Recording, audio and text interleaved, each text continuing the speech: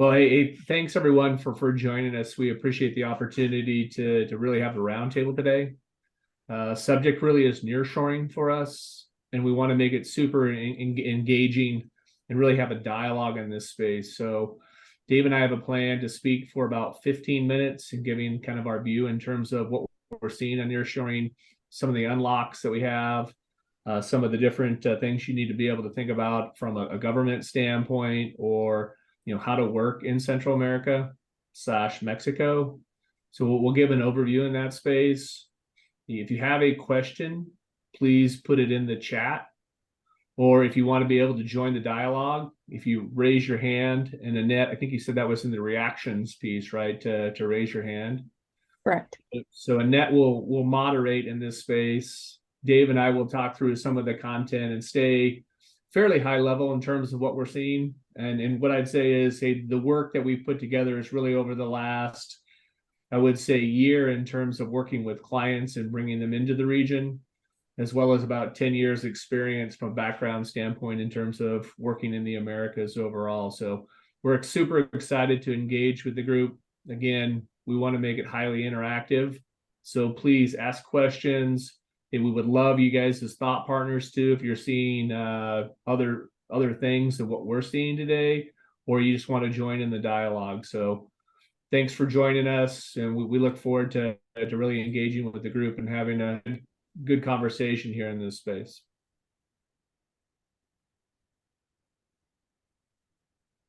So Dave, let's no, go ahead.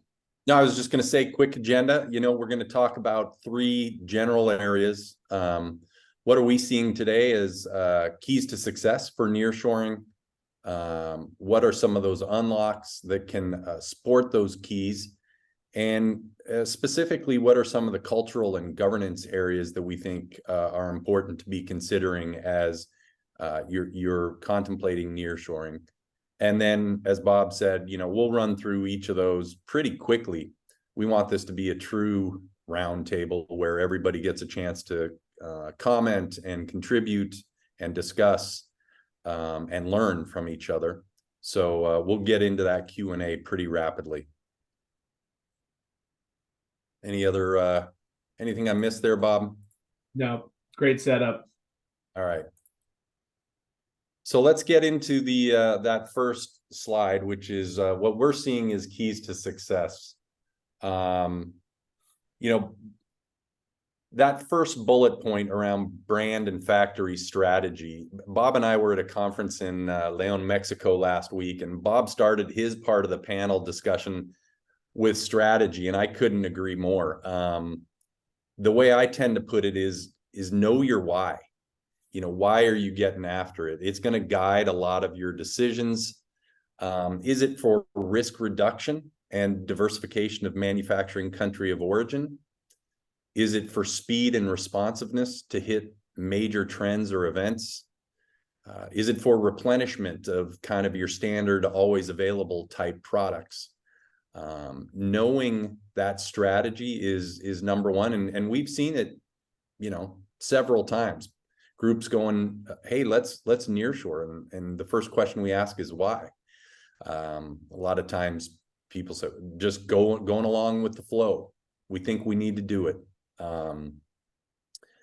But to this second bullet point, once you know what your why is, you can start making sure that the capabilities and requirements are aligned. If you're just switching from one risky country because all of your eggs are in one basket, but then you find yourself in a location where electricity is unstable, or the internet is unstable, or water is scarce, you're just swapping one kind of risk for another kind of risk. So make sure that you understand deeply what the capabilities required are and that you're aligned. And Bob, please jump in wherever you feel necessary. Yeah.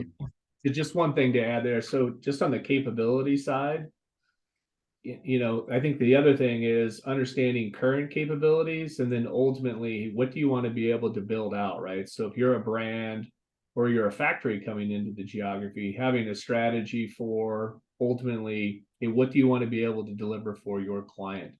right, or your customer. So, hey, what are they asking for, and how do you continue to evolve? And I would say that's just from our past. Don't think that you're going to be able to solve everything at once, right? I will say the Americas continues to grow and continues to be a huge investment opportunity, but understand you're going to have to build out some capability in this space. It's not like going to Asia where you've got a mix of capability. Consider it much like India as an emerging country in that space, in terms of they have capability in country already, but what else do you have to be able to build out to be successful? And Bob, I'm actually glad you brought it up at the beginning, right? Like, I tend to think for the footwear industry, which is my background, I tend to think almost primarily, almost exclusively of Mexico.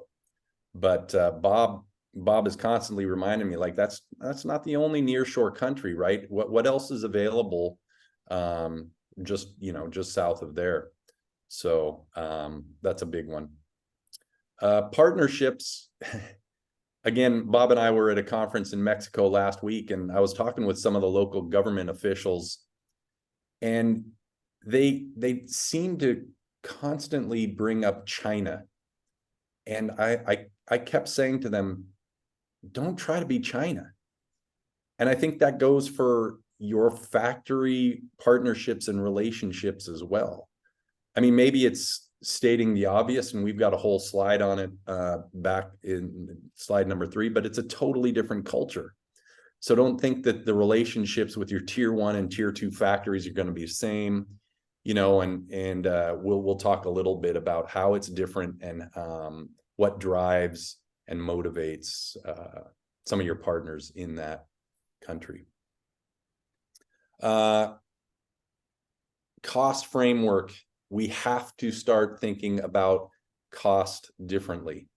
A lot of people I talk to, and I brought this up as well, right? That especially in bigger companies, the people who manage product cost and product sourcing are different than the people who manage overall profitability at the end of a season or at the end of a year. And believe it or not, sometimes they don't speak to each other. So it can't just be about comparing FOBs to other countries in Asia, right? How can you look at Mexico as a way to drive overall profitability by reducing the number of discounts you offer at the end of the season, by getting back into inventory quicker and holding less inventory overall? There's a much different framework we need to be approaching nearshoring with. Bob, anything there? Yeah, I would just say, and I'll speak to it a little bit more on the next slide, but how do you make sure you're comparing, you're really driving that profitability analysis? I think the one thing that people don't understand today is how to do that comparison. Yeah. So how do you put together that financial model? We've actually done that with a couple of clients to share back with their customers so that they can see overall. We took some styles and actually did a true comparison in that space. Hey, what does it look like to do it coming out of Cambodia as an example versus coming out of Mexico? So what is the full all-in cost, and how do you figure out even the inventory side around that to take a look at kind of a broader profitability picture? And you won't see that. I mean, in most companies, right, you're not going to be able to recognize that for 6 to 10 months in your financials, but overall, you should start to see it, a big cost difference. I think what we found is cost difference wise, blended all in plus inventory, it was a 3 to 5% savings from using Asia on the styles that we looked at. Yeah, Bob, hit that last bullet point real quick around verticality and industrial parks too. Yeah, so I would say that there's definitely, especially in the apparel space. I mean, if you look at this whole idea of verticality, that comes into the cost analysis side. Also, we see a lot of people setting up industrial parks, right? So they want to cut down on the lead time that they have in this space. So we've seen a lot of industrial parks popping up in China. That's the big talk in terms of India when apparel starts to continue to expand in there. We've got a number of partners that are not only vertical, but they've really created the ecosystem for their secondary or tertiary groups to come in to their industrial parks, really to set up not only speed, but innovation in that space too, as well. So they're collaborating a lot with their secondary and third suppliers in this space for trims, could be components in this space, and making decisions about, how they create kind of the whole ecosystem within a country, within one location.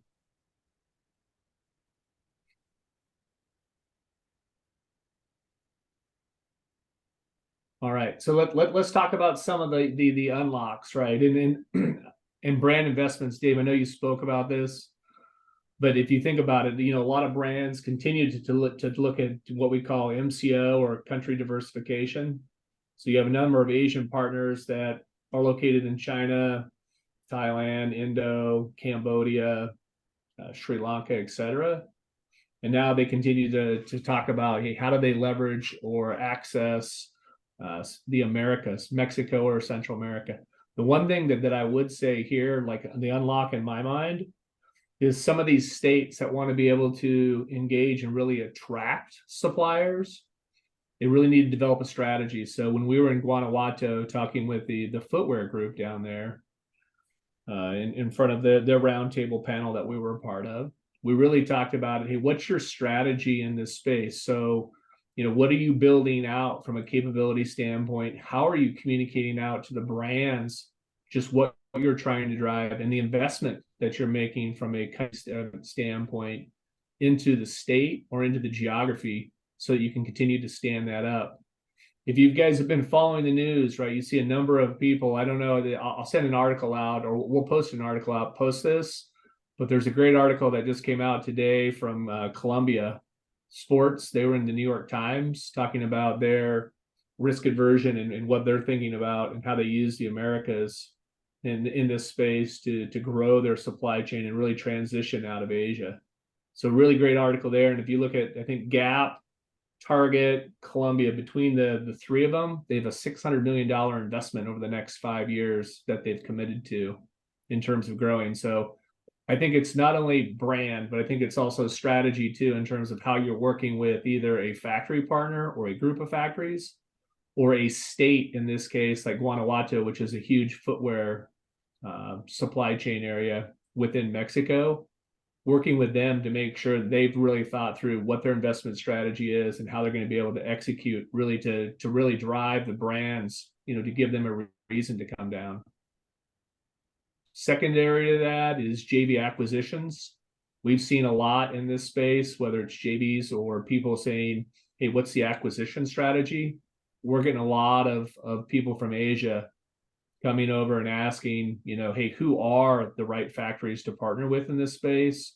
How can they grow their capability, and how can they stand something up faster than building it out themselves? And Dave will talk a little bit this on the next slide, but culture plays into that too as well. So, if you're in Asia, I think what we've seen for a number of years of people have been afraid really to invest because they don't understand exactly the culture and how it works. So, a different way of thinking about it is, how do you unlock kind of this JV space or an acquisition in a factory partner in terms of how you build out capability and how you really work with the local teams within those areas. Cost framework, Dave touched on this one real quick, but for me, it's really around how do you influence the brands and how do you really show them what that cost model looks like. I think a lot of people, a lot of the brands that we at least talk with, they're still caught back in the day of, hey, what's gross pricing margin? That's great, but that's not necessarily what you put into your pocket. So how do you show it to them? How do you share with them where the benefits are at? And how do you really provide what a cost model looks like? We've done some of that to date with a few different partners on specific styles. So we can share that too as well with the group to give you guys an idea in terms of how that works, or how you can share kind of what that strategy looks like as you start to look at that. Innovation, automation, and labor. Hey, we talked about this a lot when we were in Guanajuato. We have to start thinking in the Americas about innovation, right? So I would say that, hey, if it's shoes, it's leather. If it's apparel, it's highly concentrated in cotton. What else can we do in the geography? How are we going to build that out? What's the innovation advantage or the automation advantage that we're going to create? So what we've talked about with some of the states hey, what are some of the R&D centers that you want to be able to think through and put together? How do you want to take a look at automation and de-skilling in this space to make you more competitive? And then he went from a labor standpoint, hey, what are the best areas that you really have, enough labor to build scale in this space with some of the brands? Because as you guys know, I mean, they're growing fast. Your big brands, they do 600 million to 700 million units a year, in one category, in footwear space or an apparel space. So how are you going to unlock some of these bigger factories that, the brands need access to? So it's going to be what I'd say, and I'm interested to hear when we have discussion, is it's going to probably be a slower burn in this space. You're going to have to invest, build capability, and then really work with the local government as well as the factory partners to figure out how you're going to build, some of these major facilities that they have. Today, what we see is most of the apparel footwear facilities are somewhere between 2 and 10,000 people. In Asia, they're somewhere between 10,000 to 50,000 in this space. Material supply chain. Oh, sorry, Dave. Did you have a comment? No, I was just going to say again, back to our conversations last week, not trying to be China, how can you position yourself differently? And I actually look forward to when we open this up to hearing from Greg and Michael and some of our others who have been down in Mexico before and worked with some diverse partners who know a lot about innovation and automation. But the heartbeat of footwear in Mexico is in León, and that also happens to be the heartbeat of the automotive industry. And so there are references and relationships you can leverage to really drive a different approach maybe than we have in the past with automation and innovation in the León area. Hey, the material supply chain, and Dave talked about this, but it's going to become absolutely critical. And I would say it's probably more in the yarn space than it is in the material execution side. How can we make more yarn, specifically in the poly or synthetic space, more affordable and more accessible? Today, I think what we find in the apparel space is synthetic yarns are somewhere between 60 and 80% more expensive than they are coming from Asia. So, hey, who's going to do the invest? How do we build some of these facilities in country, Guatemala, El Salvador, Mexico, versus buying some of these yarns out of the US today? So either working with some of the US suppliers to think differently and build closer to in country, or working with some of the Asia suppliers to actually build out kind of a different strategy in that space. And we do see 2 or 3 different material suppliers coming into the geography, which is great. They've actually paused for a little while to get through kind of this COVID downturn that we've seen in terms of shrinking in this space from a sell-through and inventory space, but they are committed. We've seen quite a few people. And then last but not least, hey, compliance is going to be absolutely critical. If you think about, whether it's California with some of the legislation that they're putting together, or the US and some of the legislation that they have in Europe, you're going to have to make sure as you work back with some of these countries to make sure they are compliant. They have a traceability strategy in this place with their supply chain and understand where it's coming from. And they've got proof that they can share and show in that space. And then sustainability. Yeah, I think that from an apparel standpoint, a lot of the factories continue to come along here, but sustainability standards continue to change and evolve for the brands.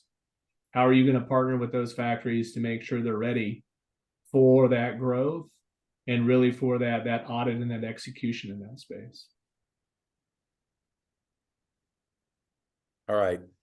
I'm going to blow through this because I want to get to the Q&A, and we promised we wouldn't talk too long, but just a few things that I think we should all be aware of as we contemplate the move near shore, some of the cultural and governance differences, right?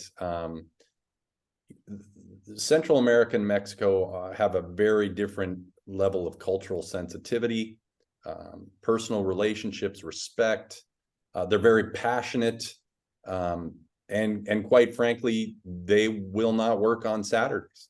like we've done maybe in Asia. So the family is very important, and their weekends are fairly sacred.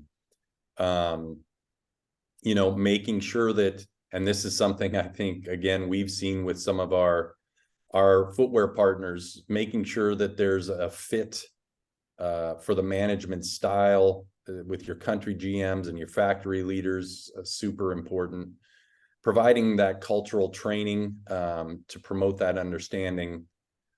There are different labor laws and different regulations that need to be adapted to. So diving deep on those specific dynamics. And then right now, so many of our partners in Mexico are really not happy with the currency fluctuations that are going on, and they have some very difficult situations with their buyers. So understanding and being aware of how that's happening and evolving right now. Again, quickly, governance. Bob talked a little bit about it. Labor and tax regulations and sustainability. One thing I'll point out that I learned this weekend from a sustainability governance piece is that in order to qualify for the replacement of NAFTA, I'm freezing on the name of the new law, but the NAFTA, in order to qualify for the zero duties, things like textiles have to be significantly made in Mexico, from fiber to yarn to textile. So understanding some of the regulations there for taxes is critical. Risk management, there's always risk. How are you identifying those issues actively and managing the strategy against it?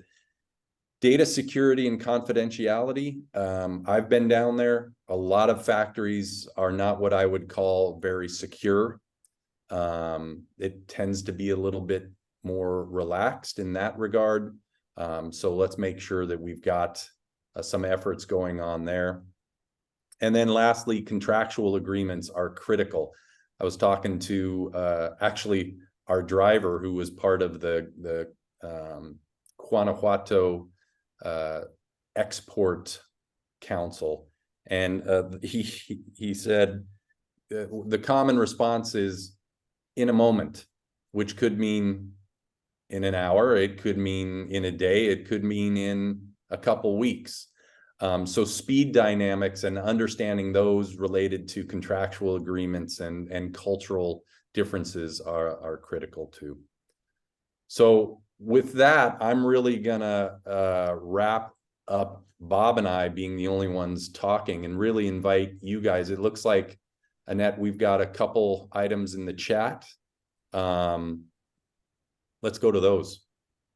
Yeah, for sure. And, I would, again, just encourage folks, if you have questions or specific areas that you'd like to have addressed more, type it into the chat or raise your hand and just ask the question to Dave and Bob, or of each other. This is meant to be as interactive as we can. So, we encourage and invite other points of view as well, if you have personal experience in any of these spaces. There's a ton of experience in this, and Bob and I don't have all the answers. So maybe you guys can be answering each other's questions. Sorry. For sure. But I think within the chat so far, there is a lot of interest around cost modeling, and particularly around the methodology for creating a cost framework, as well as just understanding that each region might have a little bit different cost model that needs to be considered based off of their labor, raw materials, sourcing, all of that. So great comment by Randy, and a good question out there by Matt. So Bob or Dave, do you want to talk a little bit more about the methodology behind the cost framework? Sure, Dave. Do you want me to go first there? Yeah, go ahead, please. So just a few things on the cost model. One, I'd be really specific in terms of what styles you really want to be able to measure against, right? So the way that we did it with a client who was interested in going into Mexico, they gave us 10 styles to look at, right? So they gave us an idea in terms of, hey, what their client was actually paying in this space and the margin pre-landed. We actually have a woman who works within the organization who is great at taking a look at the duty in that space. So what we did is we figured out what the duty was specific to the styles and compared that to Mexico, right? So we worked with the factory in Mexico. This was the JV that they did down there to take a look at what the material component cost was, and then with labor and everything, what the FOB would be in that space to do the comparison. From an inventory standpoint, what we factored in today is really 10 to 15 days in that space in terms of savings. So we've started to pen out, hey, what does that financial look like in terms of cost savings? So we've done the cost savings two ways. One, on the 10 styles in total, and did a roll up on it to see what the margin difference was, landed to landed plus inventory. And then we did it individually too as well. I think what we found was of the 10 styles, 6 made perfect sense. There was a major cost savings. Well, I'm going to say a 3% cost savings in terms of where they were at today, what their client or their customer was getting. And the other 5, I think what we found is some of the materials that we were quoting on were still more expensive. So they may not have penciled out at the time. So I would say that in this space, if you're really gonna do the cost model, hey, do it down to what you're going to source, right? Make sure that you do the landed in the space and the duty that you're going to pay per style. And then how do you leverage and factor in the inventory over that to give you a broader idea in that space of what it should look like. Great. Rob, you have a question or a comment on that? Yeah, just I guess a follow-up question to that. So in my experience working specifically in Mexico, you don't always get cost breakdowns that show the transparency of costing. So I wanted to see if understood everything you just said, but could you provide some, I guess, insights on how you navigated understanding the true value of the cost when you aren't able to get the cost breakdowns? And from what I've been advised, it sounds like there are certain statutes in place while partners can't always give you that full cost breakdown. So understand that, not trying to compare it to other countries of origin, but when you don't have the true breakdown, sometimes it's difficult to understand what your opportunity truly might be and how to, I don't want to say negotiate, but truly understand how to make the best decision moving forward. Yeah, Rob, that's a great question, because I think to your point, I think there are factories who are super transparent in that space and some that aren't. For us, we've got a cost breakdown in terms of the model in that space. So we're asking them to fill, or we asked them to fill that out. We probably had an advantage there because the factory partner that developed the JV in Mexico was able to have that conversation with their JV partner in that space, so they could provide true visibility. If you don't have it, to your point, I think that makes it more difficult. I think what you have to be able to do is get a breakdown, at least in terms of materials. Hey, what is the margin that they're putting on top of that in terms of what they expect from a profit standpoint? And then labor, if you could break it into those 2 areas, labor and materials, plus what the profit margin looks like, you could probably do a fairly close comparative analysis. If they can't give you material breakdown for everything that's in the product type, that makes it a little bit more difficult. But if you could break it into those 3 areas, you could at least do a comparative analysis with the other countries that you're looking at. Thank you. Hey, Bob. Excuse me. Hey, Matt.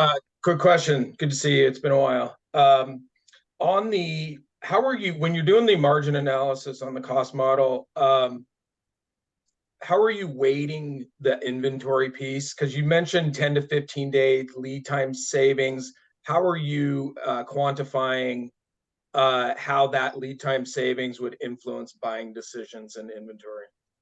So that's an interesting question, right? So we're trying to get access and information when we did it, specifically in terms of how much inventory their partner was carrying in that space. So what we've seen to date is a lot of people really asking about replenishable goods. So we can see an idea based off of the information they're getting back from the brand what their inventory is in that space and the reduction that we think that we can save. So we do a comparative analysis of what their inventory is coming out of Asia and what that time savings would look like based off that 15 days. And the other way that we take a look at it is we have to know their buying cadence too as well. So does that happen every week, every 2 weeks? Is it once a month? To factor that in. So I would say that it's a rough cost estimate in that space, Matt. But what I would encourage, from a brand standpoint, right, and you guys are running the sourcing side in this space, being able to really take a look at what that inventory impact is on your side. The other thing I can add, if it pertains, Matt, and if not, just say that's garbage.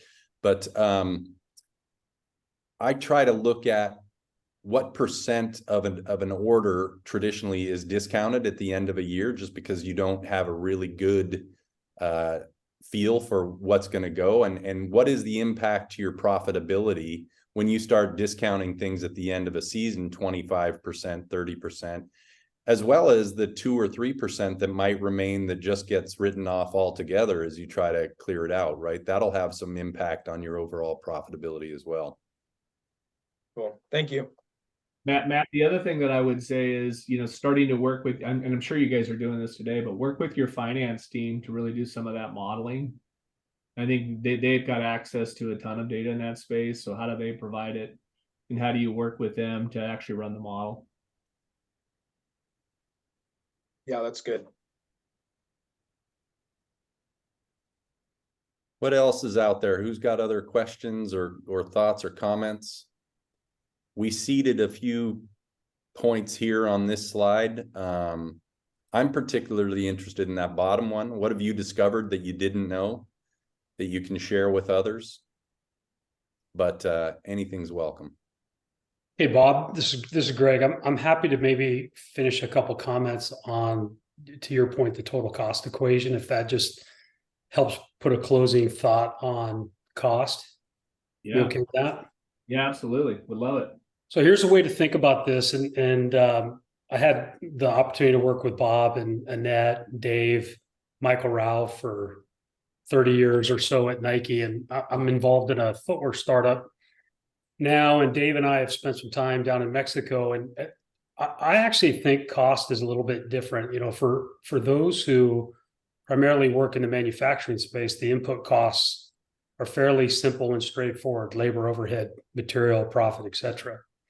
But I actually think there's a different equation to this. When you talk to brands, whether you represent a brand, you make product for brands, or you're an OEM, actually there's a component that we've learned that really changes the total cost equation. And so as I think about two different financial measures, okay, when you talk to a merchant or a developer, it's pretty simple. It's gross margin all day long. When you talk to a CFO, a COO, a founder, you actually want to change the financial conversation to net profit. And oftentimes, when you're talking to the merchant or the buyer, whomever, you'll ask them about net profit, and they'll look at you like you're sideways, like you don't know what you're talking about. So I think, one, it depends on who you're talking to in the company. And much of what we've been talking about in the last few minutes really is on the gross margin, merchant, buyer, product developer side. What we've done is we've actually put together a model, and Dave, you and I probably should poke at this one together, given some of the work you guys have been doing, is to think about total cost. Whereas if you could reduce your inventory, and I'll give you a couple of numbers, if you could improve sell-through, right? I mean, if you think about those, you actually have the opportunity, and therefore eliminate discounts, those three elements. You can actually improve your net profit by 2 times. Yep. So a company's net profit, let's say, is 12, 15%. Our model says it's closer to 25 or 30. Yep. The only way you do that, though, is you've got to reduce your inventory. So here's a couple things, and if you guys think about the math model, here's how you would think about increasing gross profit. Okay, 10% increase in sell-through Okay. Pretty simple. General sell-through, if you use 80% as a marker, you're going to increase your gross profit by 8%. That's one. Inventory costs, if you could reduce your inventory costs by 10%, okay, and you reduce that via days in inventory, okay, you reduce your inventory cost by 10%, use an average DII, you actually reduce your DII by 12, which improves your gross margin return on investment. So gross margin ROI improves by 22%. That's just simple math walk, just based off of increased profit, decrease in inventory costs. That solves your gross margin equation. Then we have another calculator that talks about, in addition to reducing inventory costs, you can increase your sell-through by X, you can reduce your discounts by Y, and that's what drives the net profit equation by 2X. Yeah. So there you go. Maybe the 100 level of math this morning, but I do think it's important that brands, companies, OEMs, etc., think about total cost depending upon who you're talking to within the business. Hope that makes sense. No, that's huge, Greg, and I couldn't agree more. Thank you. Any questions or thoughts? We've got Rob has raised his hand to jump in there. Yeah, I just want to add on to what Greg said. One, thank you, Greg. I really enjoyed that. One of the things that I guess would add to the conversation is the role that behaviors play in costing. So one of the things that I often try to, I guess, communicate to my cross-functional partners is there are the transactional components, which, you know, we spent a lot of time talking about this morning to understand costing, but the emotional EQ, the relational side, also is a variable that influences costing. And sometimes it's not as always to show up on a cost sheet as easy, right? So I think about how we communicate, the frequency of communication. What does trust and respect look like? How do you understand what their goals are as a production partner aligned with your goals and truly be in partnership? So again, just for those that don't often think about that component of costing, it doesn't always show up in the cost sheet, but you pay for it one way or the other. Awesome. Great call out. Thanks. Randy, would you like to add in? Yeah, this kind of builds on a combination of what Rob was just saying and Greg mentioned. We had to look internally at our compensation structure because we found that our compensation structure, everybody gets the benefits of nearshoring. If we've done a good job, Dave, of identifying the whys that you started with, so everybody gets it intuitively, and we're heading down this path. And then we found out that our product team, their incentive compensation was tied to gross margin, neutral or accretive on all new products, was in direct conflict with nearshoring. Because I haven't found a nearshoring solution yet that just from a pure gross margin perspective is going to be neutral or accretive. And so we really had to go back and say, okay, let's talk about those the incentives that are in place and why we'd want to do this and help the product teams. We had to tweak that, but help the product team really understand the impact of efficiency through lower inventory, higher turns, the cost of capital associated with that. We'd had to layer in the transportation savings. Dave, I kind of laughed. You said, oh, NAFTA, the NAFTA opportunity or whatever it is, the USMCA. I do that same thing. I have to turn my head and go, no, it's USMCA now. Thank you. Do the products qualify for that? And then for us in the apparel business, another huge factor is really regulatory. What's happening at the border? What's CBP doing? If you're importing cotton-rich products from Asia, you're going to have some problems. So you have to roll all that together to understand the true cost from, all the way through a P&L. And then we had to rework our incentive structure so that the product team was not disadvantaged to look at nearshore. Even though they got it intuitively and they knew the importance of it, we had to rethink some things that surprised us. So I think that speaks to your bullet point on the bottom there, Dave, of what did we discover that we wish we had thought of going into this. Thank you. Awesome. Thanks, Randy. No, I think it's a great conversation just talking about true cost and the impacts. And clearly, costing is one of the biggest questions around nearshoring, about making it viable, and also some of the concerns that come up. Also curious from whether Bob and Dave, you want to take this, or again, inviting anyone who's on the call to address what are some of the other key areas around nearshoring that often come up as concerns that maybe we need to consider looking at in a slightly different way. The supply chain is often kind of the second piece of that comes up behind cost and labor. Is okay, great. We want to build closer to market, and we know the whys. How can the supply chain support us there? So is there anything that you'd like to add on to that part of the puzzle? Well, I'd open it up to the group first, but then I've got an interesting thought that I don't think I have a solution for just yet, but I think it's something certainly that I'm learning or I've learned recently. But anything from the crowd first?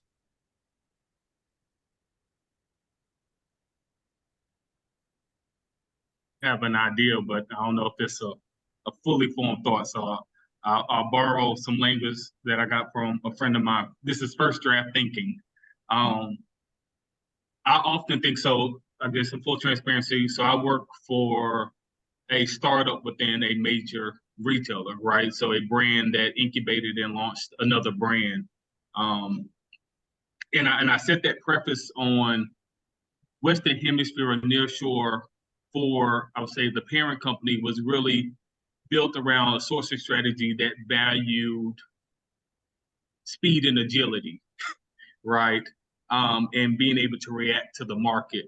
Well, as a startup, I'm not at a place that my business has matured that I value those things, right? So at a space where I often communicate with my team, what we value more than speed and agility is effective communication, right? The ability of being able to articulate what we're trying to create while also identifying production partners that share in values and ethos to us, especially as a brand that is built around a specific purpose, right? We know our why. So often our why influences our partnerships.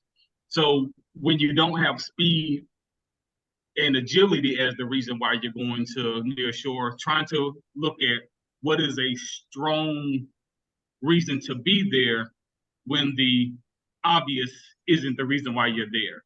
So again, similar to you, Dave, I don't have the answer yet. So I'm often trying to navigate, because my team is very curious. They're very young. They own and share in my identity as a disruptor and an innovator. So they challenge me to try to think through these things. And the default is always, well, it's closer so you can be faster.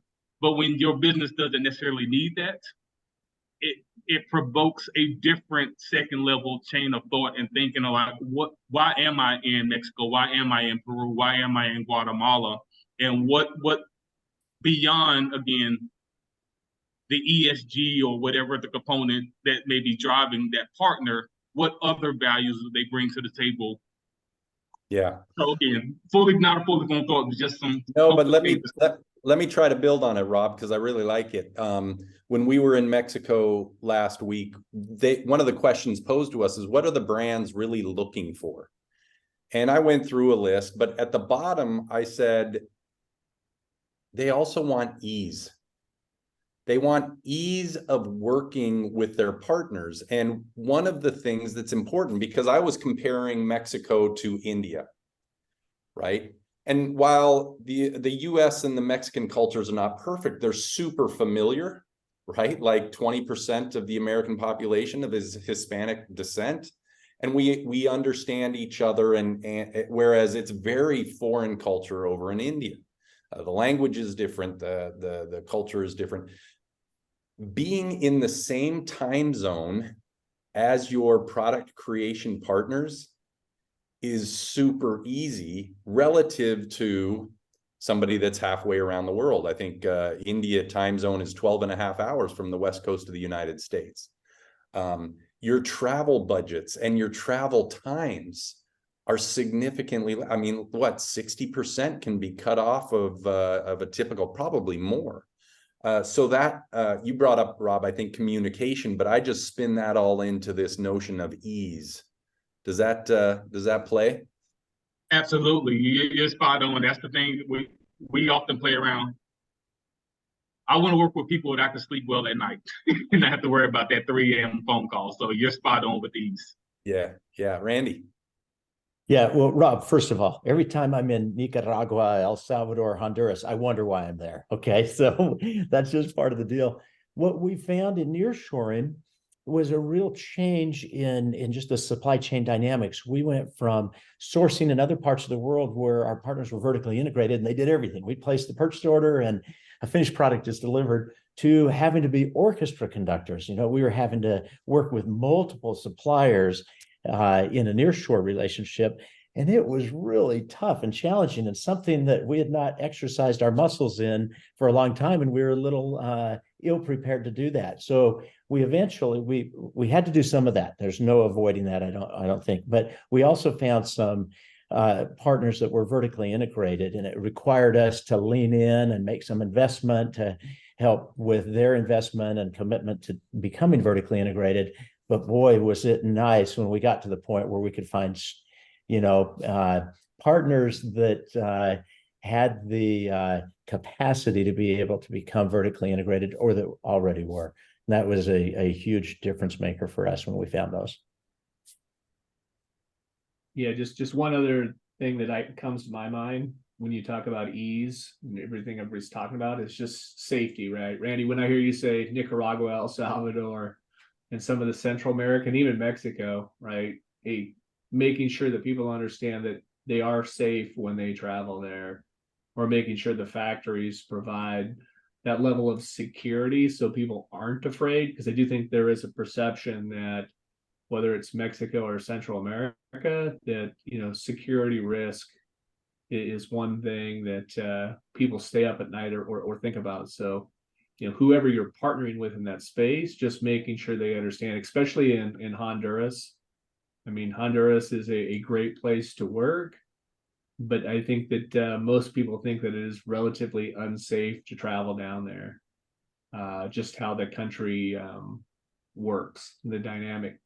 So just making sure you understand and your factory partners understand there that safety is going to be absolutely critical in terms of that ease of how you work, how you get your teams, to the facilities and in and out to dinner, whatever it may be, as part of that solution as well. Yeah, Yeah, maybe go ahead, Annette. Adding on to the comment a bit about ease and what Randy was adding as well, just around kind of the early days of nearshoring and the necessity for hands-on to know who's doing what at each step of the supply chain versus Asia, where you tend to go to a very large partner and they manage everything for you. Just curious to the folks on the phone and on the panel, what have your learnings been when you have gone and nearshored?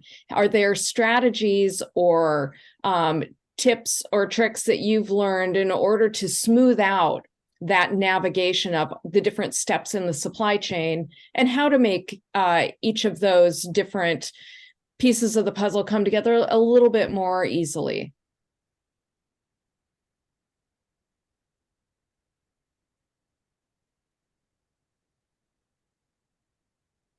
Maybe I'll start, right? So I guess our approach, just from a company standpoint, is just based off of what we've learned from some of the other companies or brands that we've worked for. In how do you create verticality, right? So a lot of the conversations we've had with factories who are interested in coming over, a number of them are vertical, right? So in terms of that ease of use, how are you going to create that verticality? So it's not just having that factory partner develop an MCO strategy to come to this geography, but how do they develop that verticality strategy? So making sure that they can get into a number of different manufacturing facilities to see how they operate, and developing a strategy in terms of a JV or how they want to be able to stand something up in that space. as well as, getting them into some of the other different material suppliers and yarn suppliers that are in that area, so they can think about how they build a verticality strategy really to execute for their client or their customer.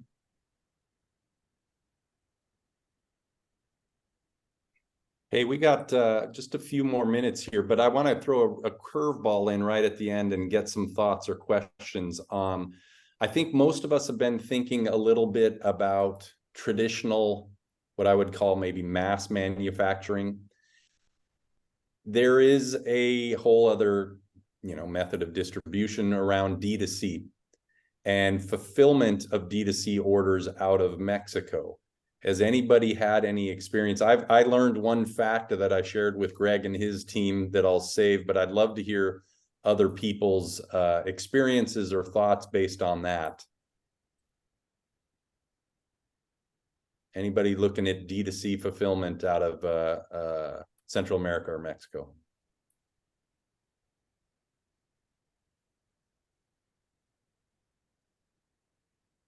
Well, Dave, we're at Hylos, we're certainly looking at it, and the partner that we're going to work with in Leon is going to be capable of doing that. I also have some experience just in my Nike days and trying to fulfill North America. What I would tell you is, and I always think about a nearshore strategy is, unless you're a fully vertical apparel player, Bob, that's where your expertise plays. I get that. But actually, I think nearshoring is about right sizing your strategy to serve North America, unless you're a big global player. And that doesn't, it means actually not replicating what was done maybe in China or Vietnam, Indonesia, India, etc., but right sizing your strategy so you can be more efficient. You do have the right material infrastructure, which I still think is developmental in nature, particularly in Mexico, particularly in footwear, particularly for the imported market, as they try to shift to a less domestic, more imported market in footwear. So I actually think right sizing is the important strategy, because if you try and replicate what Vietnam has done or China, no, it's going to take decades. You have no chance.